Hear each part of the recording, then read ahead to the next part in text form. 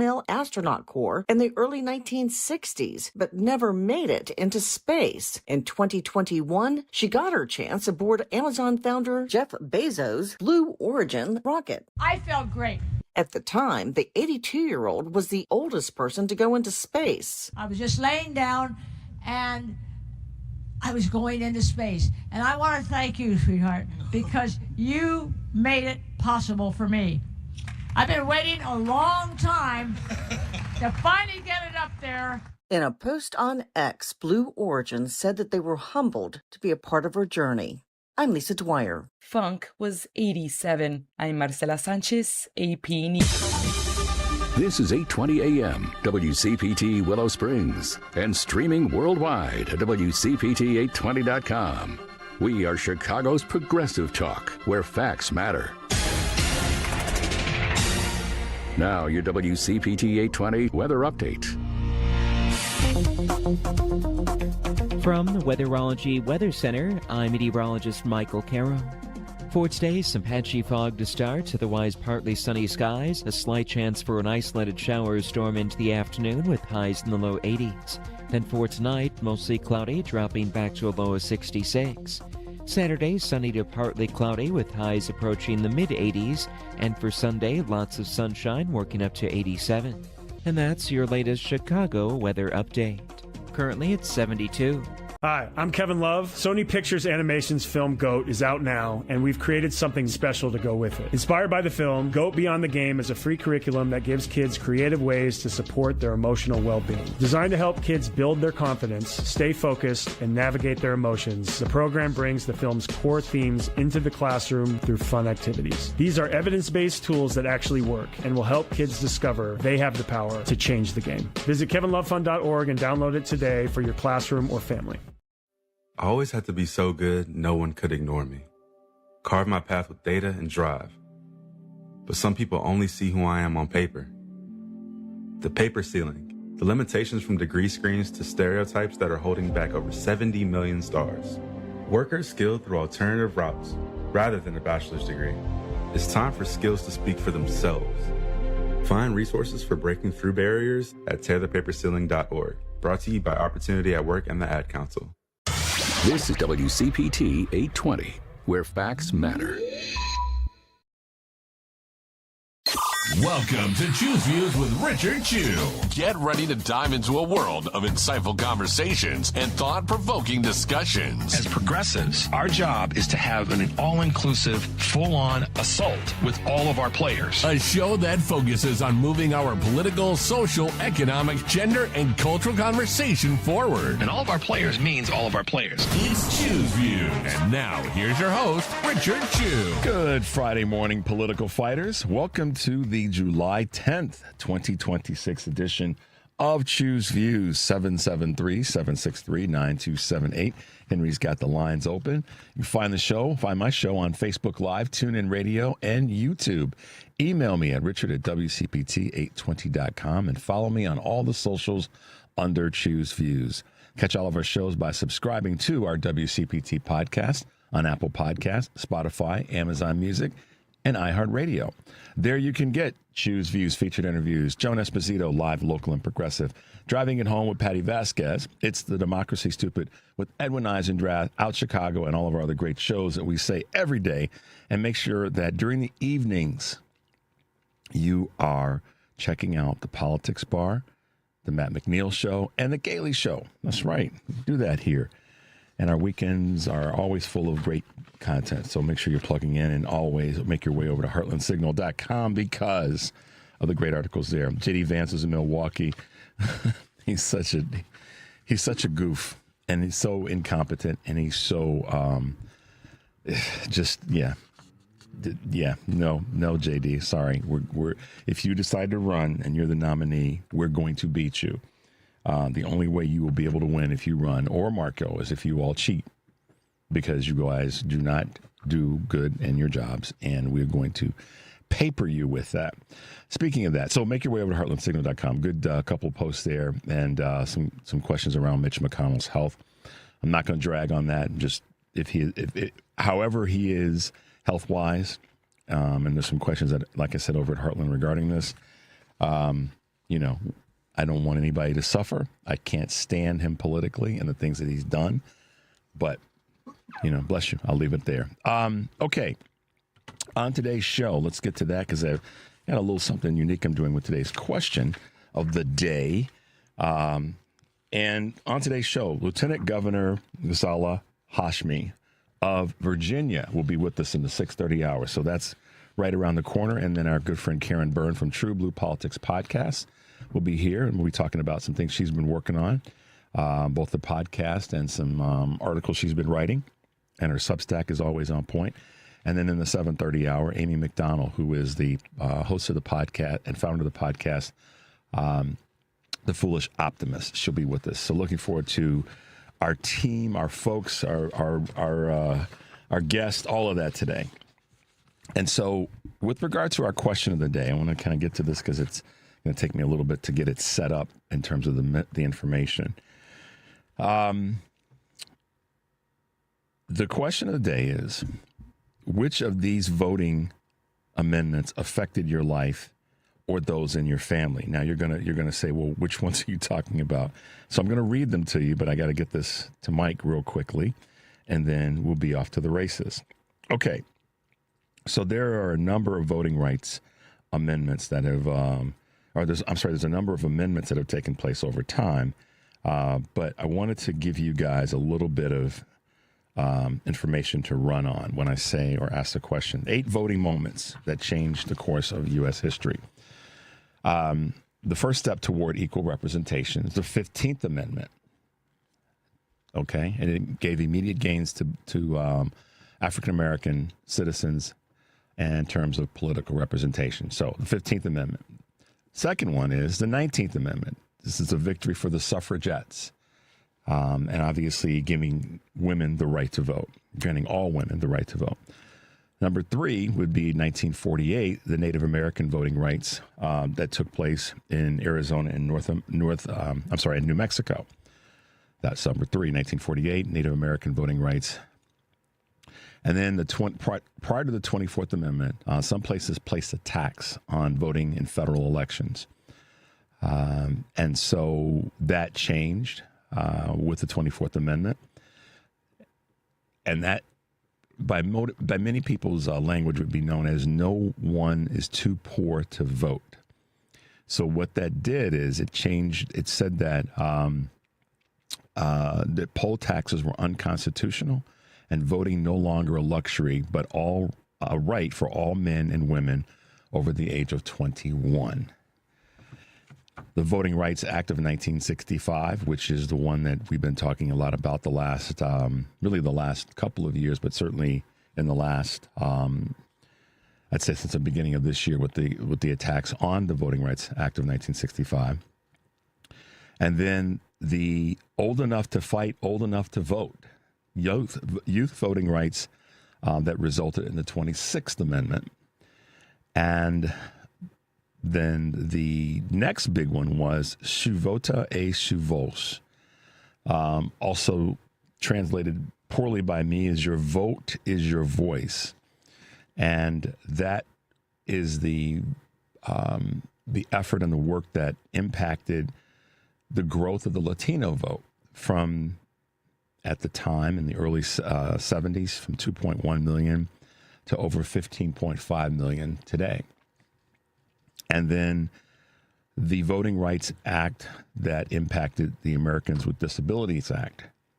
And that ensured voting rights and access to voting locations for anyone that had a disability, and it eliminated barriers that made it more difficult for folks who may have a disability to vote. In many cases, a disability was one of mobility or ambulatory means. So let me know if any of those you have a direct thought or comment about them, whether it be the 15th Amendment, the Voting Rights Act of 1965, old enough to vote, old enough to fight. There's probably a number of you who maybe have served during the critical times of Vietnam, that was a big part of your life. If you are of our Latina and Latino community, and how the impact of vote, su voto et su voz, impacted you, the American Disabilities Act and how that impacted you when it comes to voting, or someone that you know, someone in your family. So it's a question with a couple of different pieces to it. And if any of those, and if you need me to kind of list them off again, just send a text and say, read them again, or give us a call and say, can you read them again? But I'm just curious where you guys land in that space when it comes to voting. Which of these amendments affected your life directly, or someone that is in your family where they may have been affected by one of those changes, one of those amendments of the Constitution. So let's take a quick break. The number is 773-763-9278. You're listening to Choose Views on WCPT AM 820 in Chicago, 1520 AM and 103.5 FM from Warren County, North Carolina, and AM 950, the progressive voice of Minnesota. By the way, you can leave your comments about voting on our Facebook page. You can give us a call here today. We'll be taking your calls. Karen and I will be taking your calls. Or you can send me a text here at 773-763-9278. I'm Richard Chu. We'll be right back.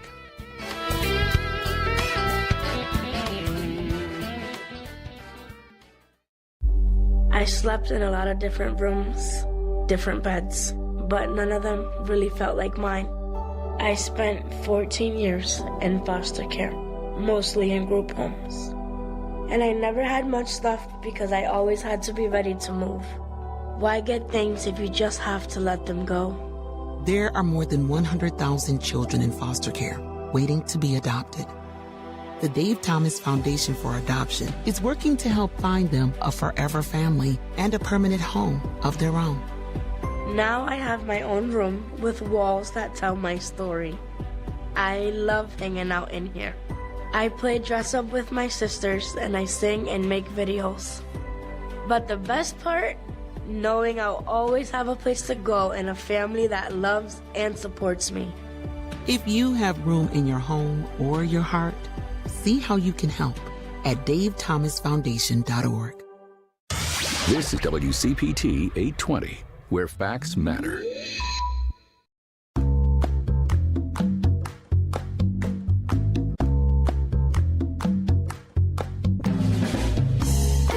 All right, guys, welcome back to the show. This is Choose Views if you're just tuning in, and I'm Richard Chu. A couple of quick Choose Views news items, as is the norm. Here on July 10th, 2026. Google search, that particular search, breaks a major record thanks to the World Cup. It's broken the internet, as some say, or Google search at least. The search engine saw a record number of queries per second, I should say, right after the winning goal on Tuesday's knockout round between Argentina and Egypt, according to a spokesman.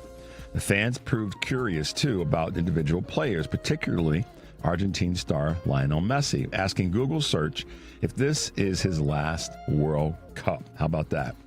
Skilled labor shortage challenges are putting some heat on the data center builders. They're seeing their growth potentially limited by a shortage of skilled labor, including electricians and site supervisors, according to Bloomberg. While some downplay the issue, others have been forced to decline projects or recruit workers away from smaller firms to maintain adequate staffing. The slowdown in growth does not reflect any weakening of the demand for data centers, one executive said. There's plenty more work we could take if we could possibly do it. But obviously, this is Richard speaking, you need the staff, you need the people to be able to do it. So start training people in that space. I don't know, it's pretty simple to me. Home sales are sliding according to prices that are impacting would-be buyers.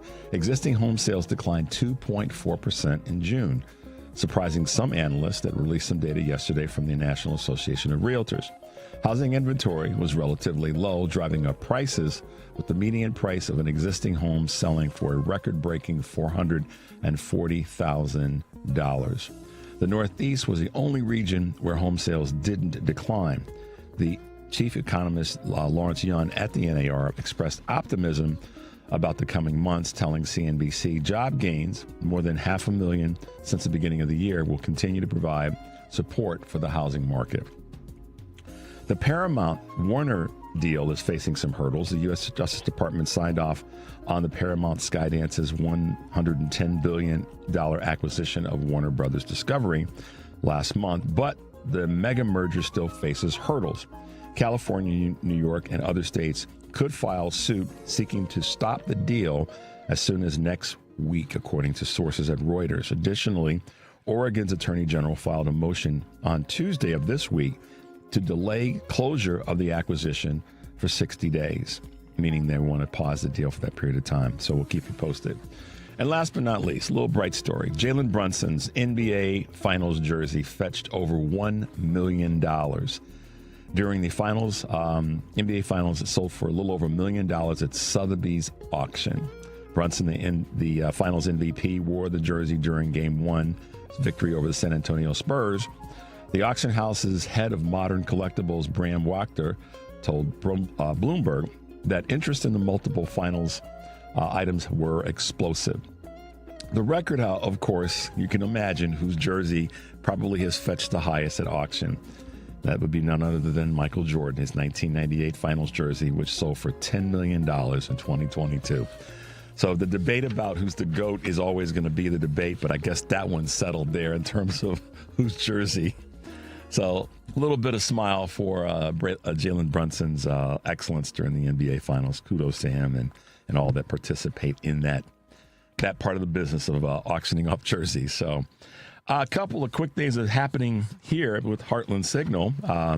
If you haven't already, you can follow Heartland Signal on X, Facebook, TikTok, Instagram, Threads, and at Heartland Signal, one word. Be sure to check heartlandsignal.com for daily updates. While you're there, check out Heartland Signal's free newsletter.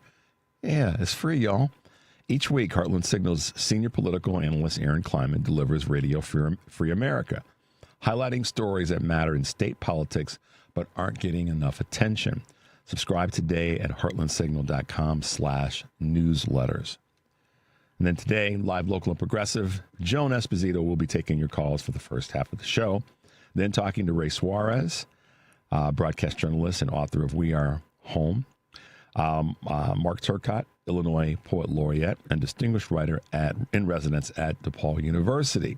That's live, local, and progressive weekdays 2 to 5 here on WCPT AM 820, heartlandsignal.com, and tune in. And then tonight on Driving It Home, Patty will be joined by Cook County Circuit Court Judge Jill Rose Quinn, Merrill Miller, market manager at the Jefferson Park Sunday Market, Jen Schrader, workplace advocate for professionals over 45 and founder of The Obsolete, Martha Conway, award-winning author and writing instructor at Stanford's Writing Certificate Program. That's Driving It Home with Patty Vasquez, weekdays 5 to 7 here on WCPT AM 820, the Heartland Signal website.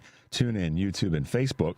And then tomorrow, a Saturday, it's The Democracy Stupid with Edwin Eisendrath. We'll be talking to Peter Gleek, water and science, climate scientist, Illinois Congressman Sean Casten, Alex Aronson, I should say, co-founder and executive director of Court of Accountability.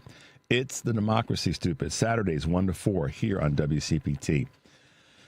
Next week, we're going to be busy. I'll let you know a little bit more about that as we go along the show today. But there you go. That's what's happening today and tomorrow with Edwin's show. And make sure you're catching all of our shows over the course of the weekend. That includes Out Chicago, the family meeting, all the rest. So tune in, like, share, all that good stuff. Let's see what folks are saying in terms of our question of the day. Let's see if anybody's got any interesting comments. No, not about that. All right. So I had the opportunity yesterday to be on Cliff Schecter's, who's been on our show, and you guys know he's Blue Amp Media, to be on his show, his show on Substack yesterday afternoon. And along with former Republican, now Democrat, Joe Walsh, who's been on my show and here on WCPT a few times. And the conversation was interesting in the sense that we talked a lot about what's happening in Maine, and we talked a lot about what's happening with the election in Michigan, and meaning the Senate race that's happening in Michigan. And the thing that was a question that came about is what are the concerns? What's my biggest concern right now between now and the midterm election day? And candidly, you know, I have two of them, but, you know, we only got to pick one. And it is the concern around Democrats being focused enough and staying energized enough to get across the finish line. In other words, are Democrats going to be energized and angry enough? And I mean the leadership as well as us as regular everyday voters and voices to stay focused to get us across the finish line. And so that led me to thinking about some other things that, you know, are on my mind kind of all the time. And that's, how do we make sure that we are aggressive when it comes to conversations around these upcoming elections? And let me just share this. Graham Plattner's situation is one that has caused us a lot of angst. Are we here or here? Because it's showing here. Okay. Oh, okay. All right. It doesn't look like it, but I'll trust you. The Graham Plattner situation is one that clearly is bad. There's no question about it or getting around it.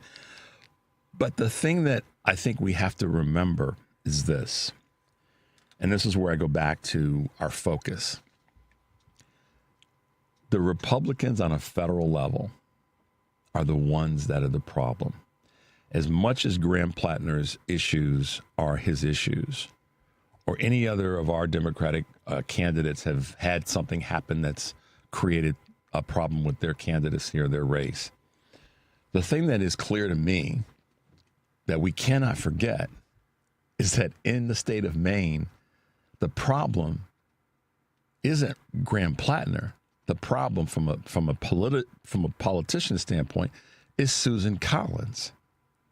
Susan Collins has been in office there for a number of years. Now, I know that the citizens and the voters of Maine are the ones that keep voting her back in, but at the end of the day, and I said this the other day, and it'll be said again, Susan Collins is the person that's caused more harm to women in the state of Maine in terms of voting rights, the SAVE Act. She's behind that. She's the one that had the opportunity to shut down Brett Kavanaugh in many ways.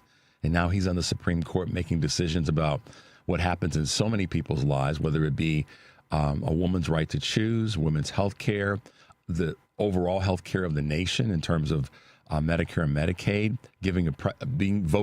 voting with his conservative majority to extend the powers of the presidency. I mean, all these things are part of what Republicans have been at the tip of the spear in allowing to happen by standing by or to actually being one to vote for them.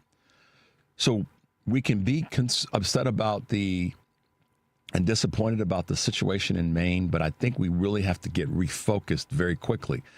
And it's a refocus for the entire country of progressive liberal Democrats. It's not just a refocusing for Maine. Yes, they are the state that has the voters that are going to make the decisions on who is their Democratic nominee going forward. But we as a country have to maintain this thought process. The troubles, the challenges, the issues that we're having right now as a country on a federal level and on a state level are in the hands of Republicans. And I'm going to cite you an example that will make this very, very clear. Our first guest this morning that we'll have on in a few minutes is Lieutenant Governor, newly elected of the great state of Virginia, one of my favorite places to be.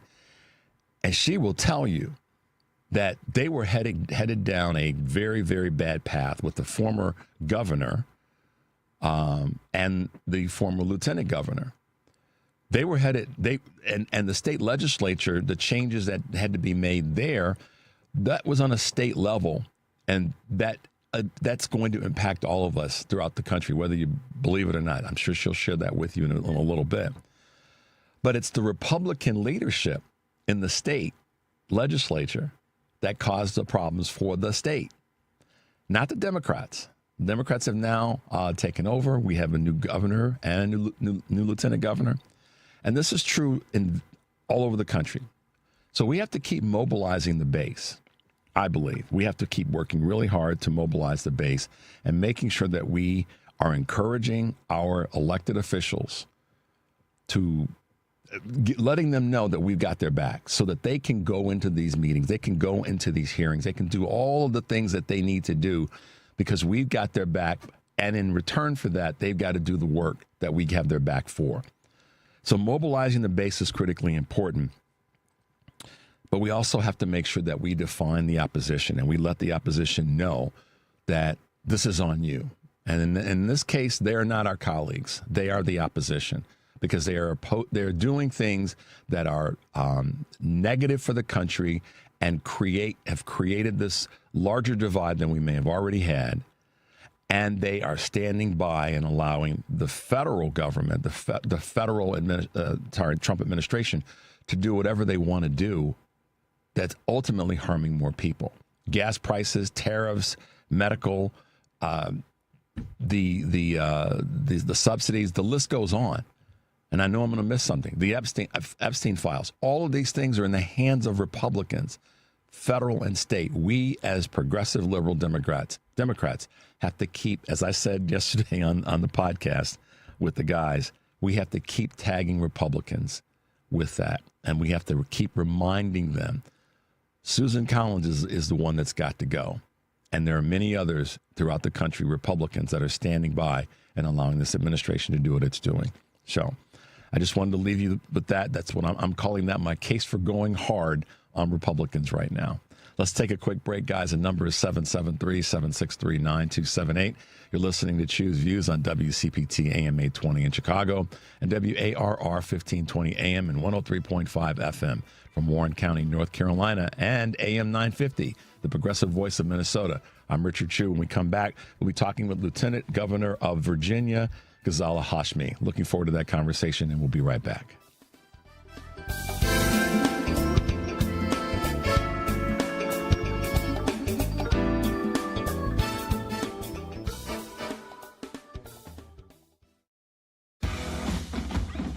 When you've got real work to do, Metal Supermarkets will help you get it done fast.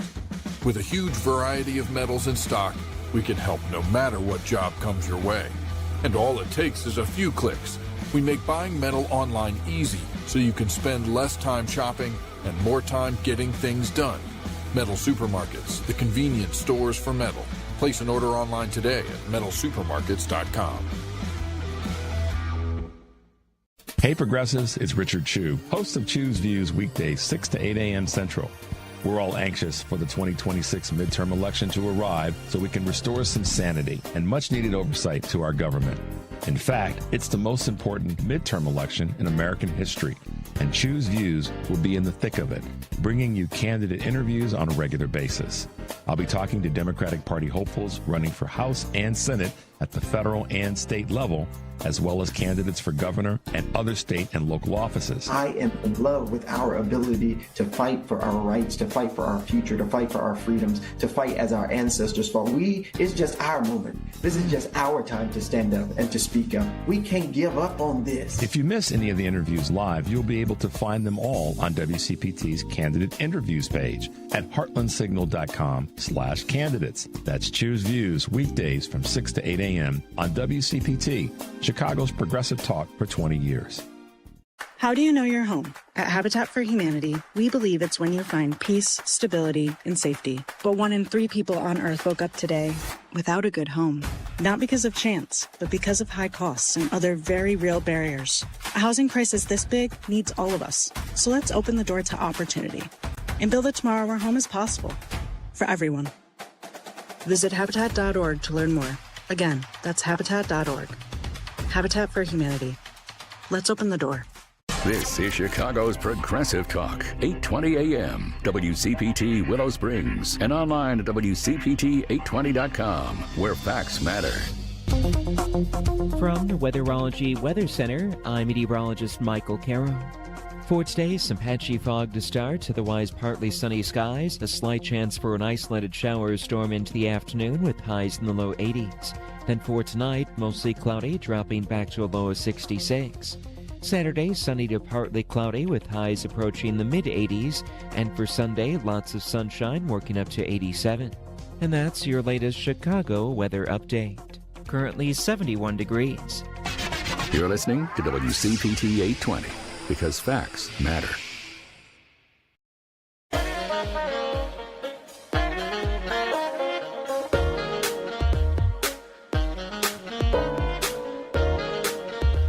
All right, guys, welcome back to Chew's Views. I'm Richard Chew, if you're just tuning into the show. Last fall, we had, we'll call the off-year elections or the special elections or the midterm elections, however you want to refer to them. But one of the big victories was in the state of Virginia, the governor's race and, of course, the lieutenant governor's race. And shortly after that, we had the opportunity to talk with the newly elected lieutenant governor of Virginia, Ghazala Hashmi. And this morning, we have that luxury and privilege again to be speaking with the lieutenant governor. Good morning, Madam Lieutenant Governor, and welcome back to Chew's Views. Good morning.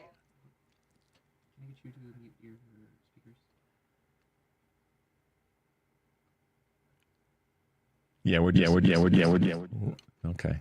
We're working on it.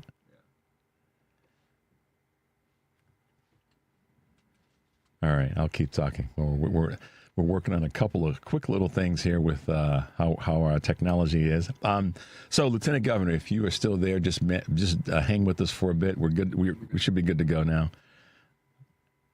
Sounds good. All right, there. See, you sound good. Welcome back to the show. Thanks for being with us this morning. You've done a bunch of broadcasts, and you know how sometimes technology decides it wants to have a mind of its own. But it's so great to have you back, and it's been a short period of time, but in that short period of time, you and Governor have gotten so much done. And right out of the gate, you both said we have an obligation to act now on the things that we campaigned on. How have things been in the state these last 7-8 months? You're right. We got to work right away, and it's been a very, very busy time. We had a very productive and strong legislative session that concluded mid-March. And out of that legislation, we came away with some important bills that have already begun to impact Virginians. You know, we passed historic legislation such as paid sick leave and paid family and medical leave. We've raised the minimum wage. We are addressing the crisis in healthcare that has been caused by that big, ugly bill. And we got to work for working families. We have provided increased opportunities for access and affordability to childcare. These are real impacts that are going to have immediate effects on the lives of so many Virginians. And it's really important that we share the good work that we've been able to accomplish in just a few months' time. Yeah, and that right there, that part, share the good work, is so important, which is one of the reasons that I wanted to have you on the show, is because we want to let folks know what is happening, not just in the state of Virginia, but so many other states. As I said, leading into the segment with you, when Democrats are in control, if you will, or in leadership roles, particularly on a state level, things get done. It's amazing, but it shouldn't be, but it's amazing. Michigan's a great example. Right here in Illinois, when we are, in those top 3 seats, governor, lieutenant governor, AG, secretary of state, and then we have at least one, if not both, of the chambers of the legislature. We continue to get things done. Are you seeing and having connections and conversations with other lieutenant governors and or governors about what they're doing that's successful in their states? Absolutely. You know, it's ironic that you ask. Next week, our Democratic lieutenant governors are going to be gathering for a policy summit in Chicago. So I'll be in your backyard, and that's exactly what we do: is have these conversations to compare notes about what's working and working well in other states under Democratic leadership, and we have the opportunity to continue to build policies. Look, with the dismantling of the federal government that we are seeing tragically happen right in front of our eyes, we know that the consequences are that state government and state leadership has the fundamental responsibility to pick up a lot of those pieces. And where we have the states that are led by Democrats, we are seeing a response to the chaos that's being created in Washington. We're seeing real results in being able to address healthcare concerns, education, infrastructure issues, and that's exactly what we're focused on as Democratic leaders now. So with regard, and yes, next week you guys are going to be here, so I gotta find my way to where you all will be. Hopefully, I'll have a chance to at least wave across the room. But there's a I guess the question is how voters are feeling right now, because on one side of that conversation, so many great candidates like you ran for office, you won. And like you said, let's just get to work. You've gotten to work. You've delivered. You're making it public so that people know what you've gotten done. Have you, or what kind of interaction and feedback have you gotten from voters about the successes that you and the governor have had in these short 7 or 8 months? It's really important that we keep talking to our communities, all of our various constituencies. And to that effect, I continue to travel across Virginia and make sure that we are having those necessary conversations. You know, we begin to address these very large challenges, but so many of our families are really hurting these days. The rising cost of groceries, of critical medications, the rising cost at our fuel pumps. All of these are being felt by families everywhere. And so I've made it a point to travel across Virginia. We've actually established an initiative called Virginia's Voices, where we're not just listening, but we are pulling together groups of dedicated leaders, community and organizational advocates that are able to help us determine what some real solutions are. How do we respond to the situation of our families? How do we translate what we hear into meaningful policy as well as budget decisions? And so being in front of people is so critically important. You can't stay in one place and continue to be an effective leader. Yeah, and that's, I think, what so many people who are running have said has been important, and that they have been they know that the voters right there in the community are telling them what to do and how to do it, essentially. Not the consultants, but the people that are right there in the community. And that by listening to what they're saying, this is what we need, the most effective path is to go down that path that they said. This is going to work. This is what we want you to do. And it sounds like you and many other, not only lieutenant governors, but governors are seeing that in right up close and personal. Absolutely. And I'm just, really excited by what the Spanberger administration is doing. One thing that this administration is very consciously and deliberately doing is talking about intersectionality. Too often, government works in silos. People who are working on issues of commerce focus only on commerce. People who are focused on housing do only housing. But our conversation is about those intersectionalities. How do all of these issues impact each other? How does housing or lack of affordable housing affect the healthcare outcomes for families? How does the lack of affordable housing disrupt education and education outcomes for students who are particularly disadvantaged? It's that perspective of looking at the whole of government, I think, that brings about meaningful results. And I'm so glad that we're focused on doing that here in Virginia. Another part of your leadership team, as I'll call it, is your Attorney General, Jay Jones. And he, like our Attorney General, Kwame Raoul, have really been, I guess I'll call, they've been kind of a firewall in protecting the citizens from the horrible work from the administration and certainly from ICE. Talk a little bit about him being part of the team and the hard work that he's been putting in. I am really so happy that we have an attorney general that's focused on protecting Virginians rather than doing the toady work of Donald Trump, and being able to stand up to the egregious violations that we see coming out of the administration in Washington is critically important. And that's really, again, where state level leadership matters. It's these coalitions that we are able to build across states, whether it's our attorneys general or our governors, lieutenant governors. We have the capacity to build firewalls and to really challenge through the legal system the illegal actions that we see coming out of the White House. And those examples of violations of civil rights of individuals and due process.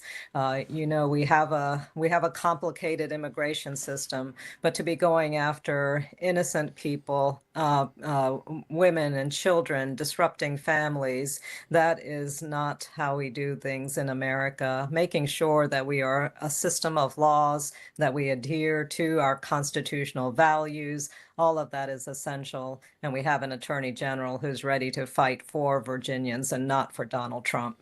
And the difference in that is, if we look at what just took place with this awful shooting of Lorenzo Salgado in Texas, and by ICE, the attorney general and leadership in Texas is waffling on this.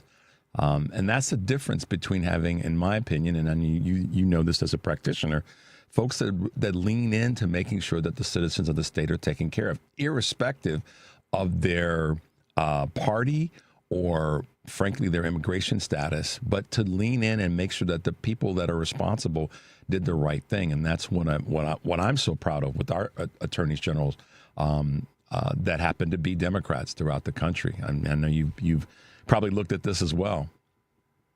Absolutely. Yes. The law is not partisan. It's not determined by D's and R's. It is really meant to be something that is steady, constant, and equitable for all citizens. And we have the capacity to make our legal system more equitable. That's the purpose of a democracy, is to challenge, to interrogate, and to do it in a thoughtful and constructive way through the systems that we have.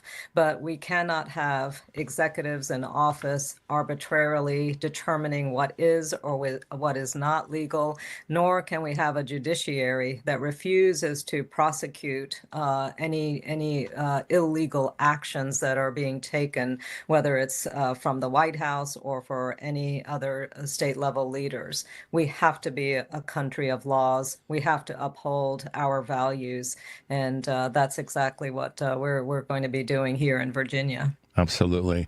Madam Lieutenant Governor, we're going to take a little bit of a break. When we come back, I want to talk about two fights you've really leaned into with regard to redistricting, as well as the situation with Dominion. The number is 773-763-9278. You're listening to Choose Views on WCPT AM 820 in Chicago and WARR 1520 AM and 103.5 FM from Warren County, North Carolina, and our good friends at AM 950, the progressive voice of Minnesota. I'm Richard Chu, and we're talking with Lieutenant Governor Ghazala Hashmi of the great state of Virginia, and we'll be right back.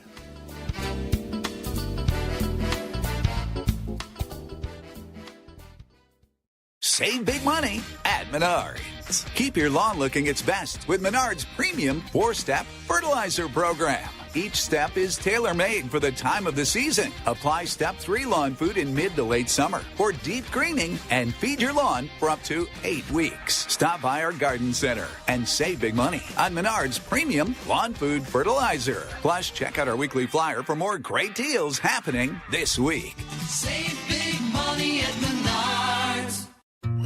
Every 16 seconds, an American receives a cancer diagnosis, and every minute of every day, another person loses their life to cancer. That's why Stand Up to Cancer has set a bold goal to make early stage detection an essential part of standard of care for all cancers. So often, if cancer is detected early, the chance of long-term survival is 90%. So if we all support cancer research, more than 2 million lives can be saved in the next decade. So join the mission and help save lives today at standuptocancer.org. Alexa, play WCPT. WCPT from TuneIn.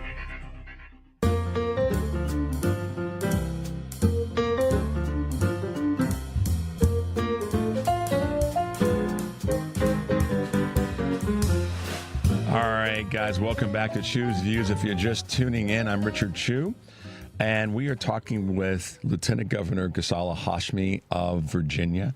She is the 43rd Lieutenant Governor of that great state, and as she knows, it's one of my favorites. Just I'm biased because I have family there in the D.C. metropolitan area, so it's always great to have you on. And I told my sister, I said, guess who I got a chance to talk to? And she's like, yeah, I heard. I listened to the show. I saw you had posted on social media. So, but yeah, I'm really. This sounds.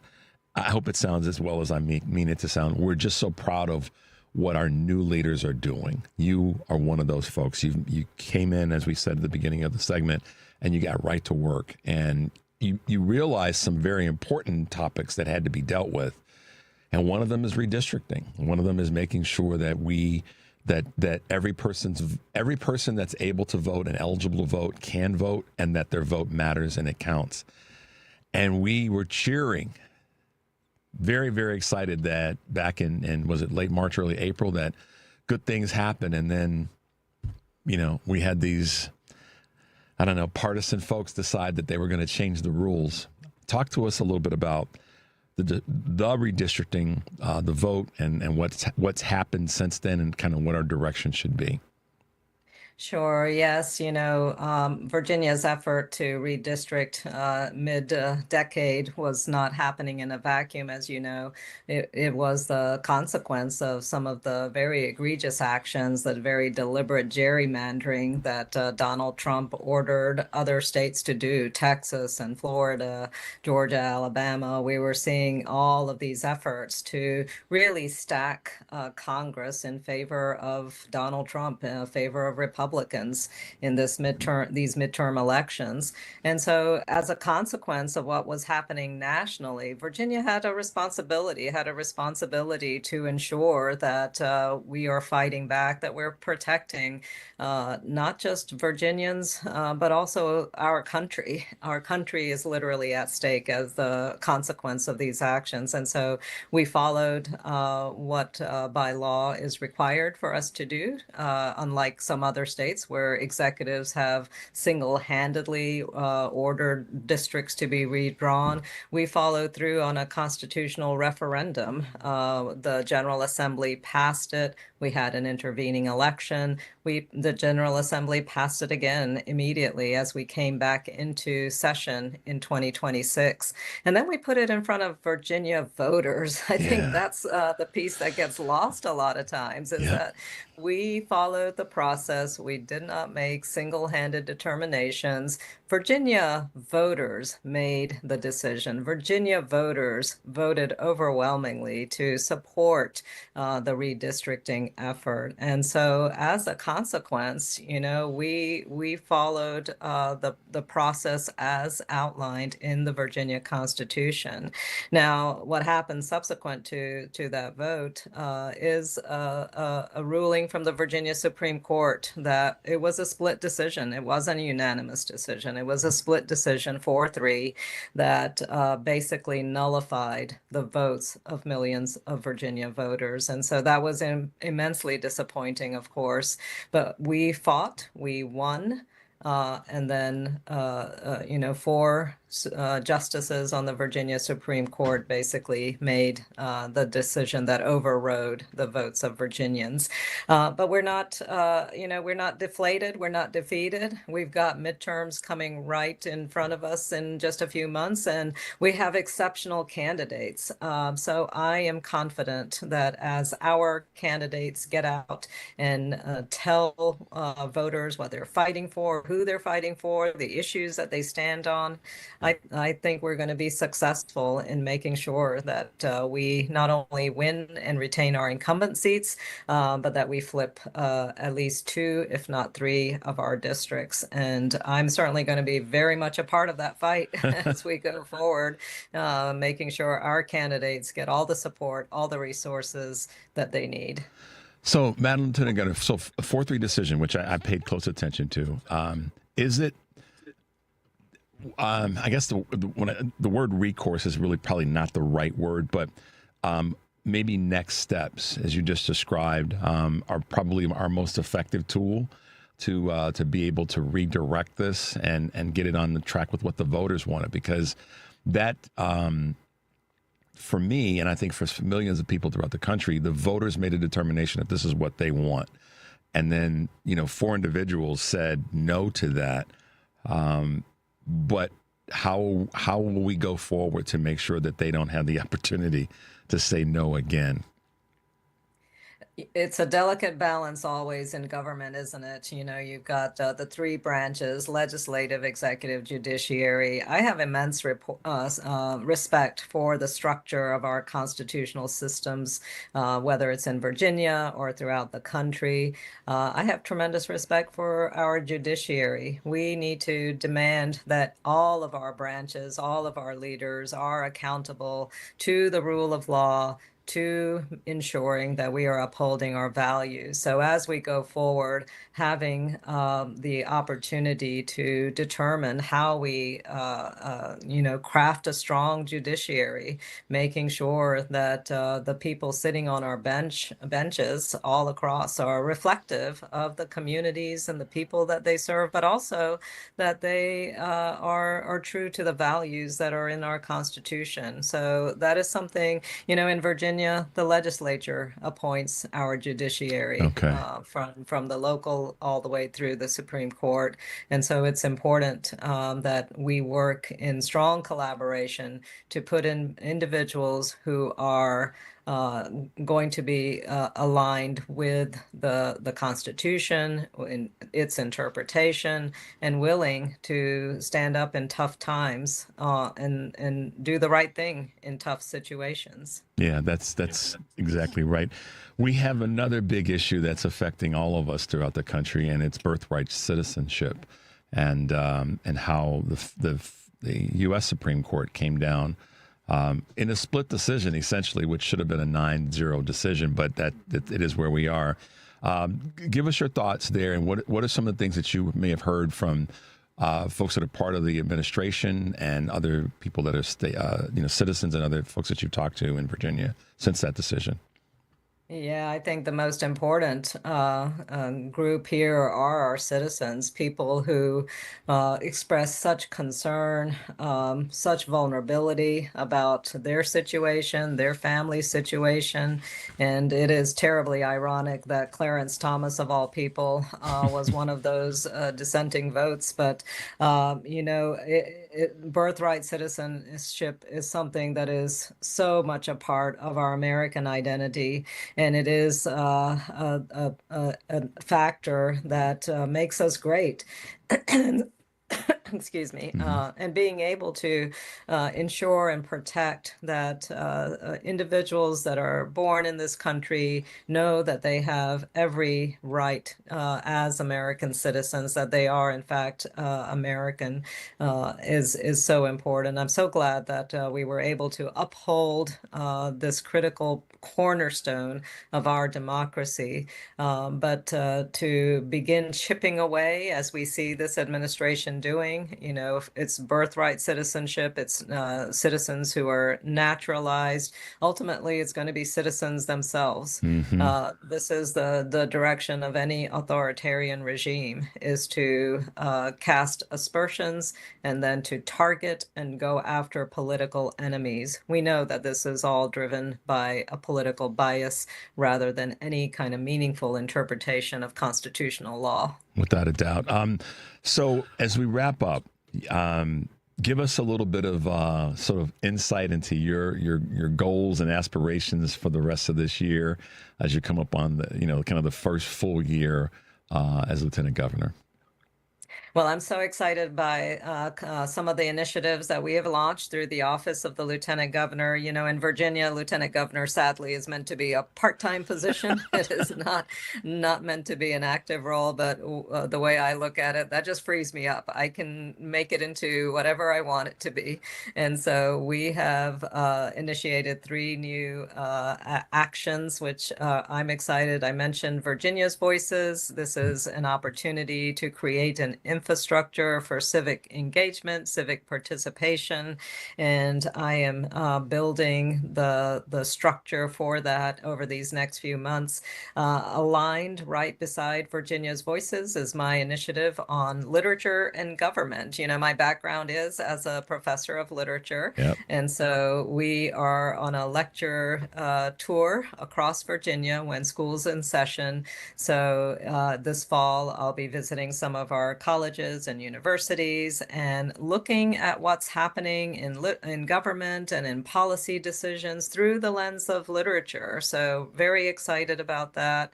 And then finally, we've also just getting ready to announce a poetry competition for school children for K through 12, helping our young people integrate language and love of language into their personal expression, and looking at Virginia through poetry, and just hoping to ignite young people in their conversations about what it means to be a Virginian, but also what it means to be excited about books and literature and poetry. Wow. Lieutenant Governor Ghazala Hashmi, the 43rd Lieutenant Governor of the great state of Virginia, thank you again for being with us. It's always a pleasure. We always get excited and enjoy you being part of our show. So thanks for taking time to hang out with us this morning. Thank you. It's been my pleasure. Great to talk to you. You too. Have a great day and a nice weekend. Bye-bye. All right, guys, I guess it's break time. The number is 773-763-9278. You're listening to Choose Views on WCPT, AM 820 here in Chicago. And our friends down in North Carolina, WARR, 1520 AM and 103.5 FM. And also our friends in Minneapolis and Minnesota, the voice of Minnesota, which is a progressive voice, also known as AM 950. I'm Richard Chu, and we come back. We'll be hanging out with our good friend Karen Byrne from TruBlu Politics Podcast. We'll be right back.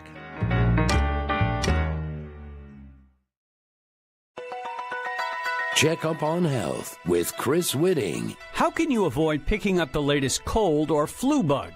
Here's a tip from Allison Jantz, the co-author of The Germ Freak's Guide to Outwitting Colds and Flu.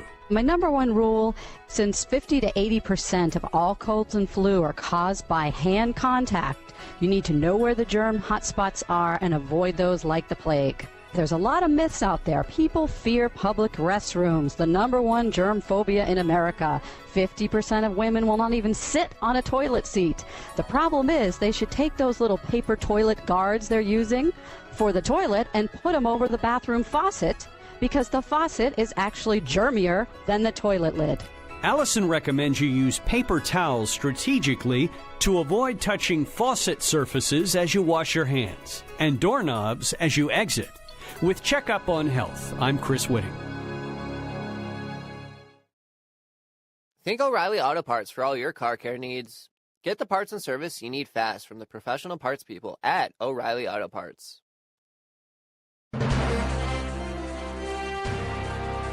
AP News, I'm Marcela Sanchez. A series of mysterious unclaimed airstrikes that hit southern Iran are raising questions about who else may be targeting the Islamic Republic. The strikes came after the U.S. said it had finished its attacks and happened yesterday, just as Iran prepared to bury the late Supreme Leader Ayatollah Ali Khamenei. Iran has not directly blamed anyone, but one lawmaker warned the United Arab Emirates over allegedly providing support to the U.S. in its campaign against Iran. 8 men have been indicted on murder and terrorism conspiracy charges for their alleged roles in a planned drone and sniper attack on the UFC cage fighting show staged at the White House in June. Spanish authorities say a wildfire has killed at least 11 people in Almeria in southeastern Spain as soaring temperatures gripped much of the country.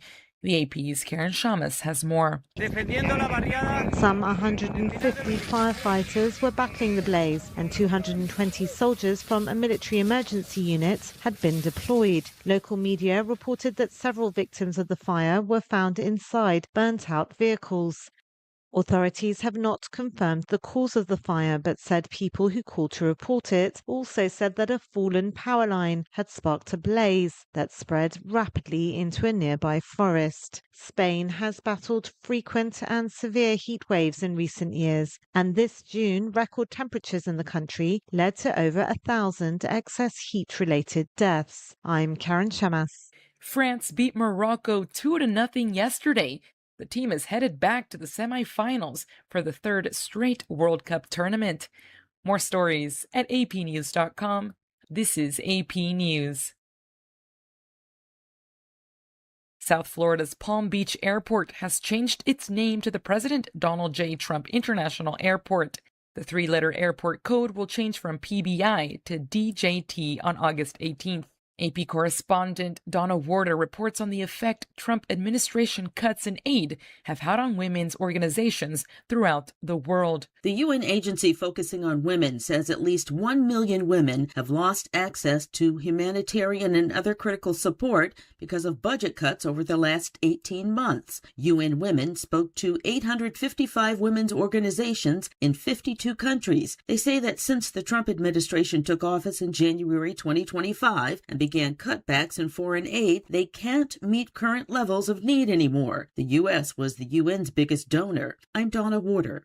More on this and other stories at apnews.com. I'm Marcela Sanchez, AP News. This is 8:20 a.m. WCPT Willow Springs and streaming worldwide at WCPT820.com. We are Chicago's progressive talk, where facts matter. Now, your WCPT 820 weather update. From the Weatherology Weather Center, I'm meteorologist Michael Caro. For today, some patchy fog to start, otherwise partly sunny skies, a slight chance for an isolated shower or storm into the afternoon with highs in the low 80s. Then for tonight, mostly cloudy, dropping back to a low of 66. Saturday, sunny to partly cloudy with highs approaching the mid-80s. And for Sunday, lots of sunshine working up to 87. And that's your latest Chicago weather update. Currently, it's 72. Many of our U.S. veterans and service members face challenges, mental health struggles, housing obstacles, food insecurity, and social isolation, to name just a few. I'm Bob Woodruff. My family and I started the Bob Woodruff Foundation in 2006 after I sustained a life-threatening injury while reporting from Iraq. Our service members had my back that day, and we need to have theirs now more than ever. At our foundation, we invest in solutions, so learn more about our work at bobwoodrufffoundation.org/success. Loved one owns a gun, and you're concerned about their behavior. You're worried they might harm themselves or others. You wish more than anything you could hit pause on this situation. In Illinois, a firearm restraining order does just that. In extreme cases, this order temporarily prevents a person in crisis from having a firearm, giving them time to heal before they do something dangerous. Learn more at illinois.gov/pause to heal. Brought to you by the Illinois Department of Public Health, Brady and the Ad Council. Chicago's progressive talk, WCPT 820, where facts matter.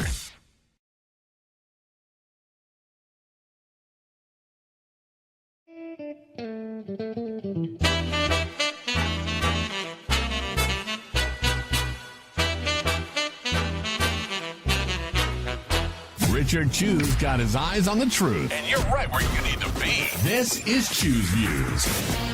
All right, guys, welcome back to Chu's Views. If you are just tuning in, I'm Richard Chu. Thanks for being with us this morning. And thanks to Lieutenant Governor Ghazala Hashmi. Yeah, so what if I get a little fan guyish about her? She's a real deal, y'all. I mean, we should give her flowers and the hard work. Immigrant woman, she's doing her thing. That's what we have to do as progressive liberal Democrats. We have to be excited about our leaders that are getting it done, because they catch enough hell. So if we can't be excited about it and show them that, because I think part of what we can do, and I know this may sound a little corny, but it's me, so I'm just being myself, is show people who are getting things done that we're excited about them and what they're doing. That helps them feel good. Like, okay, yeah, the people that I'm working to do stuff for, whether it's a dude in Chicago or someone right down the street in the state capitol, when we show them that love, they feel that they're human beings just like us, and they're like, you know what, I'm going to stay in the fight. I say all that to say, good morning, Karen. Good morning, Richard. Hello, but everybody out there. Yeah, we have to fanboy and fangirl on the people that are doing the work on our team. I think if we don't do that, well, let me speak to the positive. When we do that, it encourages them and it encourages more good results from them. Absolutely. Call me crazy. Yeah, and when we do that, when we give them that positive feedback, then they know that's the only way they hear from their constituents. That's the only way that they know that they're doing what people want them to do. I say this all the time to people. It is not enough to just vote. You have to reach out and let your legislators know when you want them to do better, and you need to let them know when you're happy and with what they're doing. Because if you look at it, it's like, every 2 years we elect representatives, every 6 years we elect senators. How are they going to know in between? We have to stay be on engaged. them and stay on them in a positive way. That's in a right. way that's constructive, that moves things forward. So in any event, that's kind of I needed to say that about Lieutenant Governor Hashmi because she's getting the work done, and it's Governor Spanberger. So good on Virginia. Good on Virginia, absolutely. Good on Illinois too. My goodness, our governor signed a bill that says, "Hey, we're going to get this money right and do right," and our legislatures help to get things done. Our Democratic legislature. Our Democratic. We have to be, Karen, you're right. We have to be definitive. Because when we say Congress, no, Republicans in Congress. That's right. We right. say Supreme Court, no, the 6 knuckleheads. And keep that. Because we have, Texas, we have a Democratic legislature here, and we're getting it done for the people. Did you hear that, Greg Abbott? You're walking around with your dumbass cowboy hat on. And that's not saying that cowboy hats are dumb, but he wearing one all is. hat, no cattle is what they say down there, I think. Don't get me started on. See, you are bad. Karen, first of all, kudos on yet another great Substack article in Resistance Journal. Where are the Republicans? Where you at, y'all? Yeah. I said earlier, it is not us. Right. We're not taking on these bags of potatoes of weight. We are not apologizing in advance anymore. Y'all Republicans are the ones that have got things mucked up. That's right. You all Republicans are the ones that are not checking your boy in the White House and making sure that he doesn't do things that are going to directly affect Americans in their everyday lives. This whole situation, him running around acting the fool, all over the world with NATO, the things he was saying there, the Iran situation. Karen, did he actually say something around the fact that basically I'm the number one, I'm going to be gone too because I'm their number one target, and then flying on a jet that is not safe for the quote unquote most influential leader in the world, the president of the United States. You heard about the 2 different jets? One of them is superb. Yes, it can sustain a lot. By the time our military jets got there, if Air Force One were under attack, whoever attacked would be done. That's how badass Air Force One is designed to be. Whether it's whomever our president is, we don't want to see our president have to go through that. Then we got the janky model. Yeah. And this is the one that he was gifted, right? This is the Qatari one. This is the Qatari one. Yeah. And so how many millions of dollars are we going to have to pay to get that up? I heard it's already been $400 million. Yeah, $400 million, yeah. I could be wrong, but it shouldn't be $1. Talk about waste, fraud, and abuse. Hey, Elon, knock, knock, knock. Where are you? Doing some probably trying to figure out some sources of ketamine. Yeah. Or how many children he can starve. Yeah. Or have by multiple women. Hey, all the religious right, Yeah, Karen and I were Snark City. But to that end about the praising our candidates as well as our elected officials, I know that we'll hit this before we go to break, and then we'll come back and talk about some other things that we're working toward. But This situation in Maine is one that is a disaster, but it's one that can be fixed if we just focus on the fact that the person that's been in that Senate seat is the real problem. Yes. And, I hear people saying, we're not Maine voters. It's up to, and it is up to the Maine voters. It is up to the Democratic Party in Maine, and they are going to get it done. And I trust them. I think that they understand the assignment. I believe that wholeheartedly. But I will say this, that, Susan Collins, yes, she represents Maine, but her action to vote to install Kavanaugh as a Supreme Court justice, despite the credible and what about all the stuff that they didn't, that Trump's FBI didn't let come forward with exactly. Ms. Ford. Sorry, Dr. Ford. Absolutely. So that they were going to do their investigation, which they never did an investigation. And so now here we are very much in Illinois. Women in Texas, women in Georgia are very much affected by the representative in Maine and her vote. And so when I say dotted line, and I know you've heard me say this, we've talked about this in private, the dotted line right now has never been more important, because one senator who could have had more influence in blocking a Supreme Court nominee to the court didn't do that.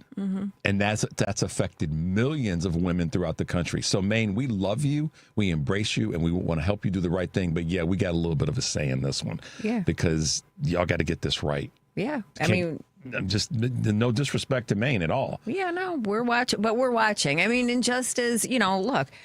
We would want, and by the way, we would want Maine to do the same thing to us here in Illinois. Absolutely. If we're being right about being progressive liberal Democrats. That's right. And I mean, we can look to I just imagined when President Biden and Kamala Harris were elected in that, every week SNL would open with Kamala Harris banging the gavel, because I thought she's just going to be the tiebreaker, right? Yeah. But then, of course, the unforeseen was Kyrsten Sinema and Joe Manchin, West Virginia and Arizona.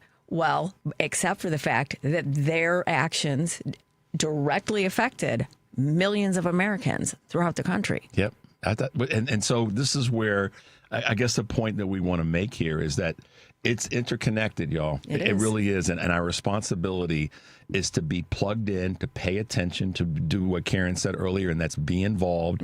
Make sure your legislators on a state level, on a local, state, and federal level know you are there. I'm watching you. Yeah. We have to. And I think that's part of where we are right now. And again, I go back to something that I've said all along about the state races, the state elections, and the results and the comments that I've gotten from people that I've been fortunate to interview have said a version of, yeah, we're listening to what the voters are saying in terms of the state election. So I'm hoping that little bit of groundswell is going to continue when it comes to some of the federal folks. But Maine, y'all got to get this right. Karen and I and many others have a belief that you will. In Michigan, we're watching you too. And in Michigan, we're watching you too, because that's another one that let's take a quick moment to talk about that before we go to the break. But what are your quick observations about Michigan? I know it's a lot that's going on there, but what are you seeing? What are you thinking? What are you hoping? Well, I was listening to your show when Kurt Mullet was on, and I agree with him 100%. Good on Mallory McMorrow. I believe that she probably did it because somebody needed to step down. Yeah. I think it's unfortunate that and look, this is the number one reason people need to understand. We need to elect Democrats at such levels that we can overturn Citizens United, so that we can get campaign finance reform, so that organizations like AIPAC can't funnel money through these other organizations. Right. Okay. It's the dark money we need transparency. We need dark money out of our judiciary. We need dark money out of our elections. Yeah, without a doubt. Let's go to a quick break.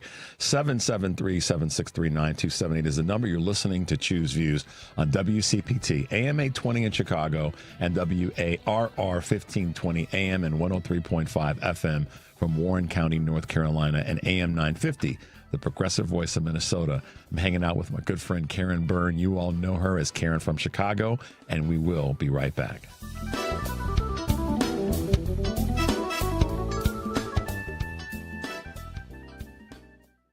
When you get a diagnosis of Parkinson's disease, things get real. And nobody understands that better than the Parkinson's Foundation. We provide resources and support because there are things you can do to improve your quality of life. So, whether you're newly diagnosed, have been living with Parkinson's, or caring for a loved one, find real answers at the Parkinson's Foundation. Go to parkinson.org or call our helpline at 1-800-4PD-INFO. A message from Tia Mori, actress and Fair Celebrity Ambassador. Game day isn't staged, it's lived. It's the shopping, the cooking, the laughter. For families managing food allergy, preparation means everything. It's knowing the signs, having a plan, and carrying epinephrine everywhere life takes you. Because readiness doesn't take away the risk, it brings back the joy. When you're ready to act, you're ready to live. Visit foodallergy.org/ready to act to learn more. Because facts matter. You are listening to WCPT 820.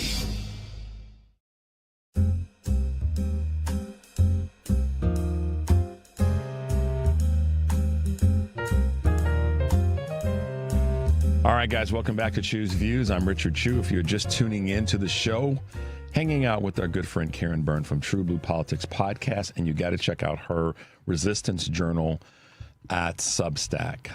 Not only does she write great articles, but she also has a really cool conversation with her good friend Anita down in San Antonio, Texas, and they chop it up pretty well. So always check it out what she's doing. Karen, during the break we were talking about the effectiveness of staying involved and staying engaged with the people that are elected, those that are running, what our people are doing. I think the other part of this, at least kind of as I think about this sometimes, is when our officials are doing the work and they're getting things done, this time around, I want them to talk about it. I want them to brag about it and let folks know. I kind of my little stream of thinking sometimes is, here's what it is. Here's what we're going to do about it, and here's how it's going to impact you. That's right. It's a real simple message. But we want them to brag more about the things that they're doing. Yeah. Talk a little bit about that and how you see that as part of, us being more effective. It's everything. We talk about democratic messaging and how Democrats need to do more. That's a part of the messaging. It is selling to the American people what you want to do. And look, there's a segment of this country that they're not going to be voting on policy. Yeah. They just don't, and we know who they are. They're Trump voters. But we have to reach out to the people that may not be paying attention and really talking. I think President Biden, could have done a lot more of that. But we also, to be fair, we don't have a media that is built to help push that narrative. They have bent over backwards to do this both sides stuff, fair and balanced, quote unquote. But all you have to do is watch any of these Sunday morning shows to see that it is not fair and balanced and is not equal treatment between the two parties. Not at all. And to that point, I think that they just want to see that their value and their numbers, if you will, are higher when there's controversy and conflict and chaos. Right. And so I caught a glimpse of something yesterday that really kind of reminded me, and it stayed with me. I watched Katie Tur. She had on folks talking about Maine, yesterday's broadcast. And one of the people was this guy, Paul Rickoff. Mm. And the other was Jamie Harrison. Mm-hmm. And wow, that's a big step for her. Yeah. So and there were two others, and I can't remember because I was so laser focused on what happened and what I saw in her reaction to something. And that was this. And this goes back to the point about the media not necessarily being on the side of moving things forward. Mm. Okay. Katie Tur. Yeah. So the question was what Maine needs to do. And that's a broad question, but what Maine needs to do, what's the fix going to be, blah, blah, blah. And Paul Rickoff went down the path of the establishment's the problem, and they shouldn't be involved in the decision making of who the next candidate's going to be. Blah blah blah blah blah. And the Dems dropped the ball in terms of the because he calls himself an independent. The Dems dropped the ball in terms of the vetting and so forth. And the vetting was that's true, but it was done by an outside organization. That's right. Whatever. Okay.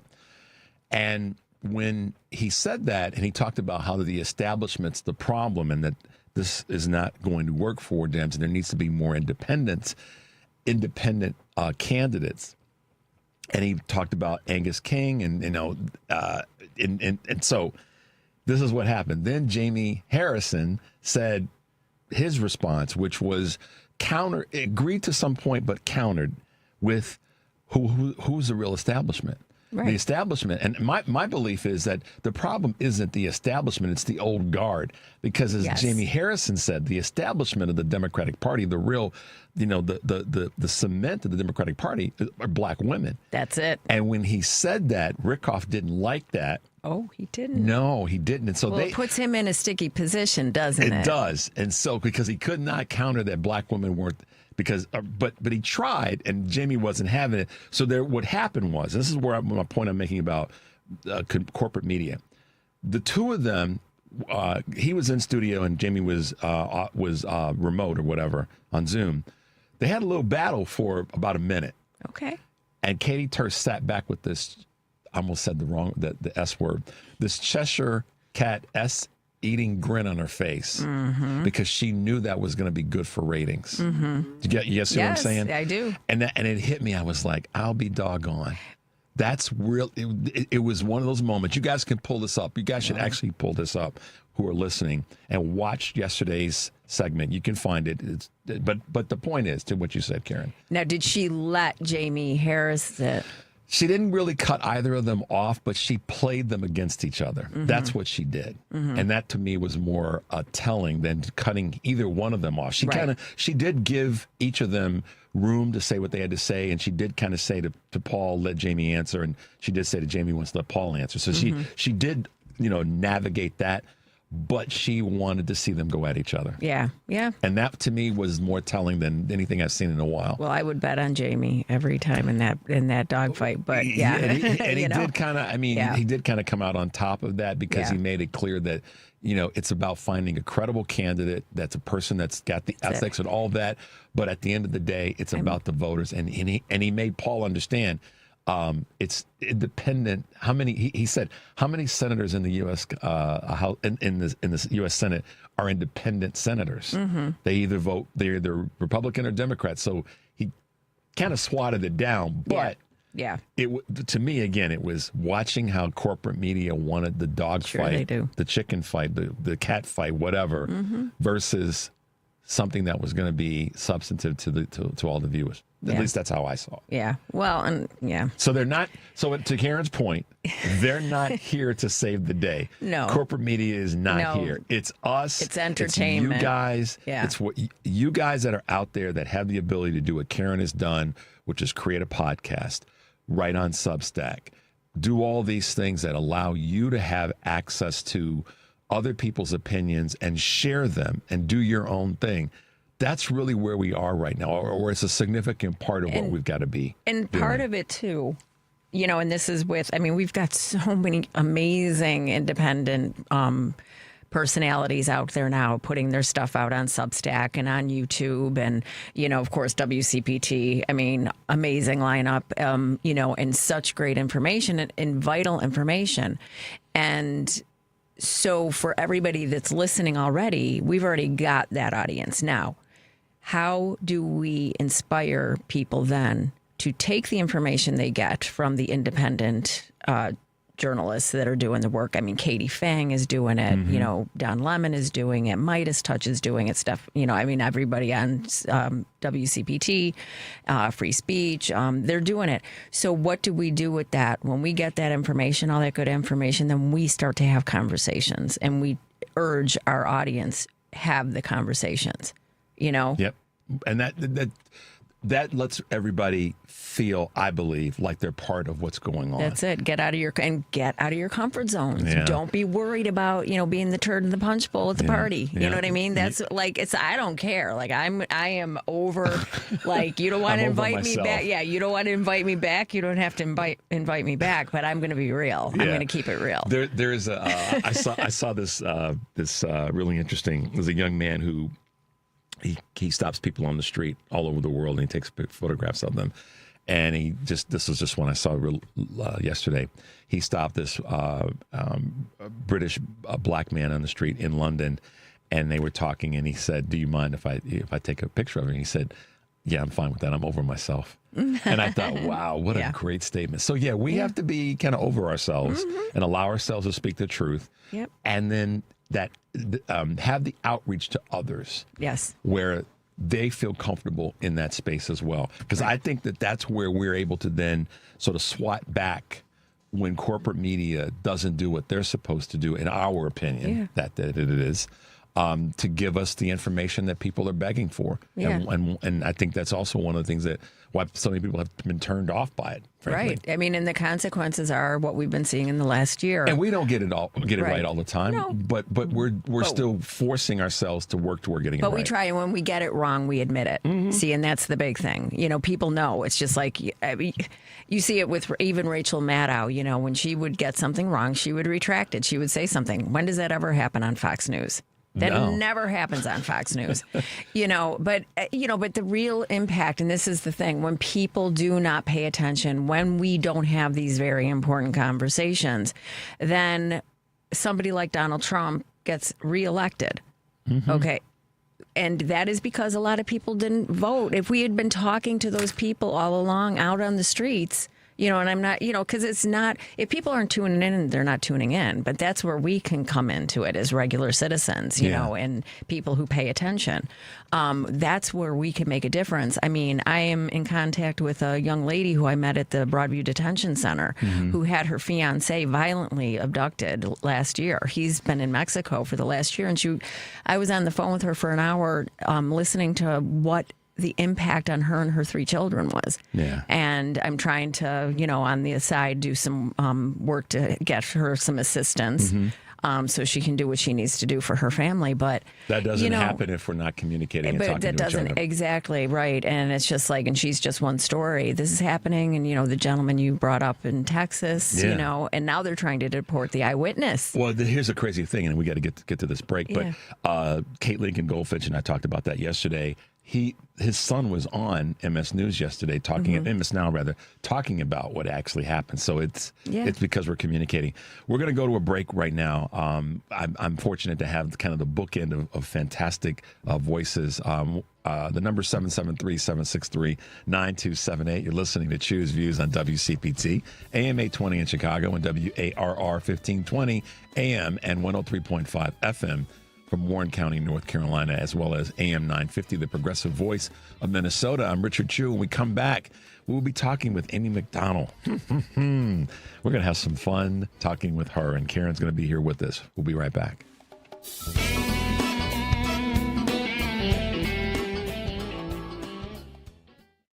How do you know you're home? At Habitat for Humanity, we believe it's when you find peace, stability, and safety. But 1 in 3 people on Earth woke up today without a good home. Not because of chance, but because of high costs and other very real barriers. A housing crisis this big needs all of us. So let's open the door to opportunity and build a tomorrow where home is possible for everyone. Visit Habitat.org to learn more. Again, that's Habitat.org. Habitat for Humanity. Let's open the door. Hi, I'm Tim Meadows. You've heard the phrase out with the old and in with the new, right? Did you ever think that they could apply to cancer research and start with you? Well, buckle up, because Stand Up to Cancer's vehicle donation program makes it easy to turn your old vehicle into new life-saving cancer research. Now, getting rid of that unwanted vehicle can help save lives at the same time. More than 2 million Americans hear the words, "You have cancer," each year. That's why Stand Up to Cancer is dedicated to funding cancer research focused on finding cures. So when you're looking to get rid of your old car, truck, motorcycle, RV, or boat, why not donate it to Stand Up to Cancer? Donating is easy. Pickup is free, and your gift may qualify for a tax deduction. You can be a driving force in cancer research. The key to unlock the next breakthrough could be sitting in your driveway. Donate your car today. Visit standuptocancer.org/cars to learn more. Latinos have been here always, before, during, and after the founding of the United States. We are small business owners, teachers, farm workers, doctors and engineers, families raising the next generation. Latinos contribute over $4 trillion to America's GDP. We are an indelible part of the American story. We are America. America is us. Learn more by going to americasus.org and discover how Latinos have shaped America's past and are forging its future. This is Chicago's Progressive Talk, 820 AM, WCPT Willow Springs, and online at WCPT820.com, where facts matter. From the Weatherology Weather Center, I'm meteorologist Michael Caro. For today, some patchy fog to start, otherwise partly sunny skies, a slight chance for an isolated shower or storm into the afternoon with highs in the low 80s. Then for tonight, mostly cloudy, dropping back to a low of 66. Saturday, sunny to partly cloudy with highs approaching the mid-80s. And for Sunday, lots of sunshine working up to 87. And that's your latest Chicago weather update. Currently, it's 72. Hey Google, play WCPT. Streaming Chicago's Progressive Talk from TuneIn.